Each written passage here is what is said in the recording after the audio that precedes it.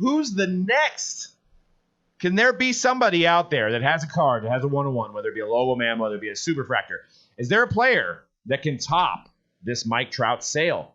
And we're going to run a giveaway on this. We do have the Topps Chrome giveaway that we will announce the winner on Monday. We'll do a random for that for the Topps Chrome comment giveaway. But this one's going to be for $100 break credit. We want to comment on this video on the Mojobreak Media channel, not on the Mojobreak main channel. Once it gets uploaded to the Mojobreak Media channel, comment on who do you think there's a chance that could break Mike Trout's record of the sale. So, you have Zion, you got Mahomes, you got Soto, you got LeBron, and Tatis is some of the up-and-coming names.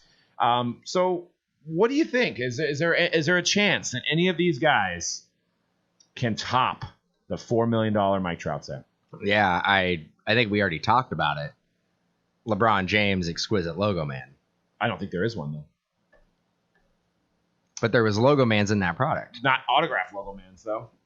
And I don't think there was a LeBron James. I believe Carvin told me they did not use the logo mans that year for that reason. They were just focused on the RPAs.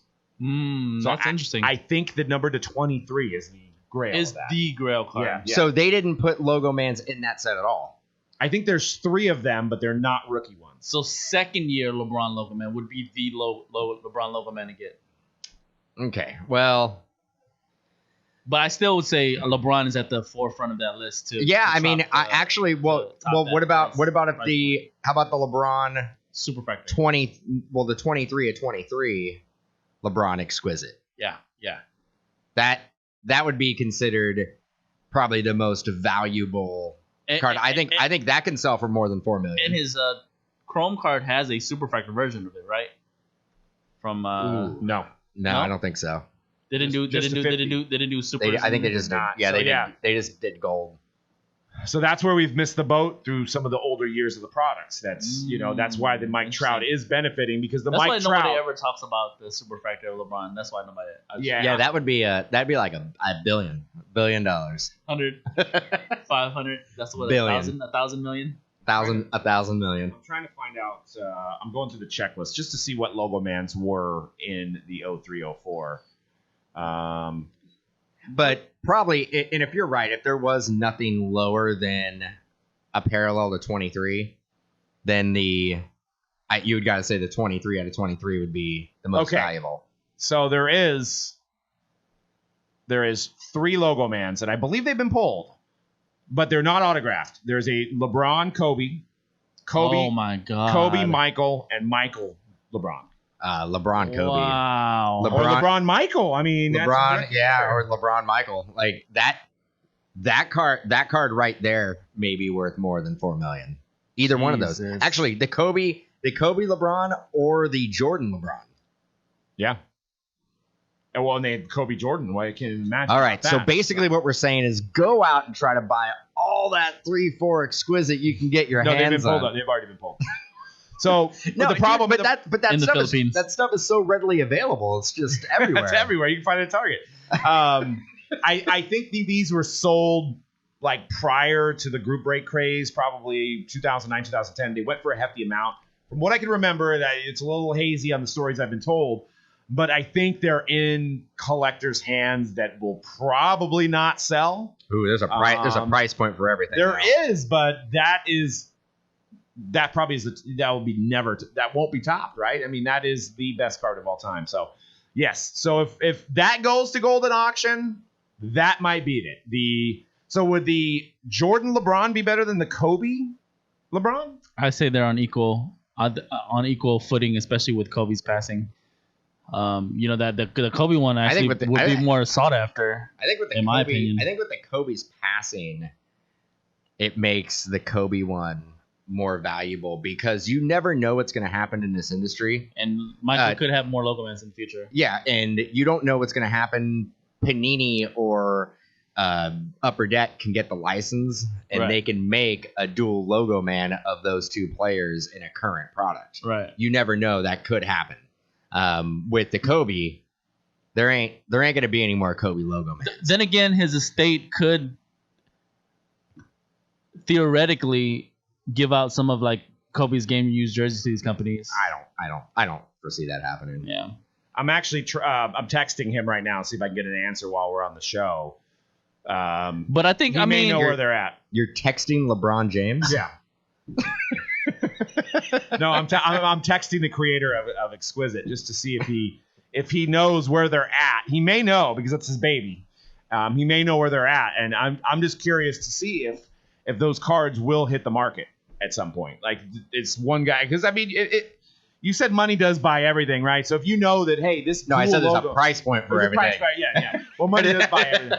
I did word that wrong, but if that's a $10 million card, I mean, you could buy so many other 86, 87 Jordans or some other Chrome LeBrons to satisfy your hole for that. I feel like hypothetically, do you think either one of those cards is a $10 million card? Yes. I do. I actually think they're both. I think they're both around $10 million. Yes. And we might be lowballing it too. Yeah. I mean, and the design is fantastic. I mean, it's 0304 design, the way that they did everything with the black and the white. So yeah, I think LeBron is the obvious answer, but what other guys do you guys think has the potential to be in the next like million seller out of that group or out of any players? Well, we're looking for just a player who can top the $1 million mark. No, top the $4 million mark. And potentially. And I'm not saying. How about 4 of those players combined? I know, right? Because I think there's a handful of players that we're looking at there that can top the $1 million mark. I think there can be a Mahomes card that's over $1 million. I think there can be a Zion card over $1 million right now. We're not even talking about the future. Yeah, but I'm talking about right now. And I think that Tatis, I think one of his card just sold for $222,000. It was a red refractor. Wow. Yeah, that was part of that same auction, the 14 days. I don't think, and I mean at that point, you look at it. There's 5 of those. The superfractor could be $1 million. And the thing that's crazy about that card is that he's on the White Sox. On that card, yeah, he's not even on the team that he currently is on. He's not a Padre. We talk about that all the time. Does the first Bowman prospect card being on a different team than they're currently on, does that affect the value? Obviously, it doesn't. Not in this case. Not in this case. What about the actual White Sox player, Luis Robert? I got to see a little bit more from him. I don't know. International prospects for me, I haven't seen enough longevity of the data. I mean, we had the Acuna craze last year. Seems like it's died down a little bit. Mike Trout has been baseball cards for the last 10 years. I think it needs to be somebody that signifies the league and signifies baseball cards. I mean, Tatis is doing a lot of great things. I mean, I'm not going to say he's not. He's doing it all. Padres start winning. You could see his superfractor, which I'm not sure if it's been pulled. It probably has. Maybe his superfractor gets close. But, I mean, you're going to have to – I'm not saying next year. I'm saying maybe even 10 years from now, it could happen. I would say then I would say if we're going to go that far in the future, Jason Mingus. Yeah. Because of – the fact that he could be the next great player. He plays for the Yankees. So if you actually put it in perspective and hypothetically say that what if Mike Trout was a Yankee? How much would that card have went for? See, and I just thought of the problem with that is, and I think this is why sometimes the Yankees guys don't sell for as much, like Judge. Judge sells for a decent amount, but the New York media criticizes these players so hard that I think it puts a negative aspect on their card values. Whether I think you see the Angels and it's like Trout has a bad day, nobody really cares. It's like whatever. The Angels never really are expected to win anyway. And then the next day he goes 4 for 4, and you know what? Nobody even remembers that he went 0 for 4. Now everybody remembers that Aaron Judge broke the consecutive strikeouts.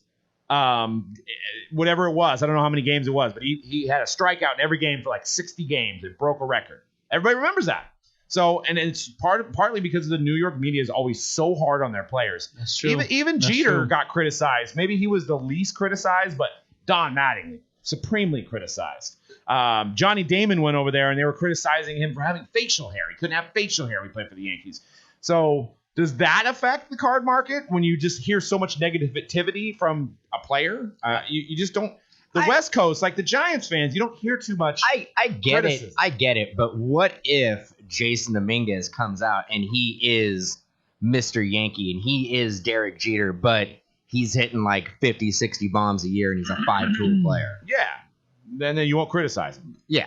I mean, if Dominguez comes up and he's the best player in the league and he's a Yankee and the Yankees are winning championships, I think the sky is the limit with that guy. Yep. When it comes to the value of his cards. Yeah, I didn't even think about that, bro. I guess so. Like for Yankees players, it's good at when they're like a prospect or a rookie coming up because then they're gonna sell well because they're a Yankee. But then once they play a couple years and the media gets to see how they are, like and then they start criticizing them, then maybe their value goes down a little bit. That's what I'm saying. It's or all doesn't perception. Sustain, right? Yeah. I actually just thought about that now because you always hear about the New York media. I mean, even with football, like Eli Manning, should he still be on the team? Should he be starting over Daniel Jones? Is he a Hall of Famer? I mean, he won 2 Super Bowls. Yeah, that's true. And you see that with the Knicks. The Knicks are a mess. The team, the owner's a mess. The GM's a mess. They can never draft anybody good. They wasted their Carmelo Anthony. Now they don't have anybody on the team. They got rid of Porzingis. It's like. It always seems like there's a lot of media pressure on those teams. A lot of negative media pressure. Yeah. But Jason Dominguez is coming into a great situation with how good the team is now. Yeah. So it could be different. And he's probably still about 2 years away. Yeah. Yeah, he's 17 or 18? He might be 3 years away, but depending on how things go.